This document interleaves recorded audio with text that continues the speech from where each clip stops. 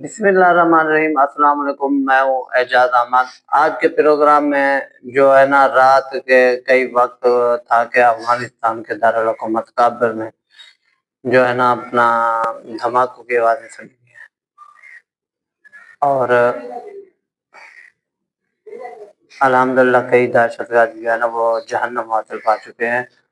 तो कल और परसों हमारी पाक फ़ौज के जवानों ने शहादत नसीब पाई है, और पाकिस्तान ने वाज़ेह तौर पर बता दिया था कि अगर दहशतगर्द अफ़गानिस्तान में हो या चाहे भारत में हो, चाहे वो दुनिया के किसी कोने में हो, अगर वो पाकिस्तान के खिलाफ सरज़मीन इस्तेमाल करेंगे तो हम उन्हें ख़त्म कर देंगे।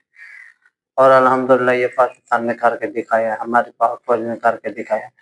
अफ़गानिस्तान में ये दहशतगर्द जो है ना अफ़गानिस्तान से ही आते हैं और फिर भारत से ही आते हैं। जो अफ़गानिस्तान और भारत जो है ना वो एक ही है समझो।